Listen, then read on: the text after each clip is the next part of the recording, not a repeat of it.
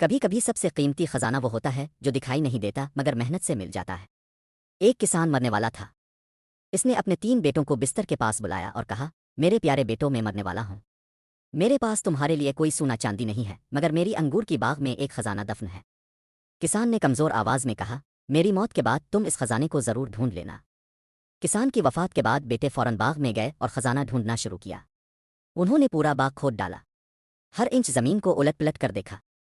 انہوں نے باغ کا ایک ایک کونا چھان مارا مگر انہیں کوئی سونا چاندی نظر نہ آئی۔ بہت محنت کے بعد بھی کوئی خزانہ نہ ملا تو وہ مایوس ہو کر بیٹھ گئے۔ آخرکار انہوں نے فیصلہ کیا کہ چونکہ زمین کھودی جا چکی ہے اس لیے یہاں انگور کی کاشت کر دیں۔ چونکہ زمین اچھی طرح کھودی جا چکی تھی اس لیے انگور کی فصل بہت ہی عمدہ اور شاندار ہوئی۔ انگوروں کی اتنی زیادہ پیداوار ہوئی کہ اسے بیچ کر بیٹے بہت جلد امیر ہو گئے۔ تب ان میں سے ایک بیٹے نے کہا، اب میں سمجھا، باپ نے جس خزانے کی بات کی تھی وہ دراصل محنت تھی۔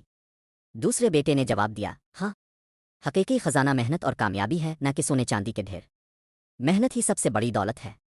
محنت وہ خزانہ ہے جو ہمیشہ خالی ہاتھوں کو بھر دیتا ہے۔ آپ کا ایک لائک اور سبسکرائب مجھے مزید بہتر مواد بنانے کا حوصلہ دیتا ہے، ضرور سپورٹ کریں۔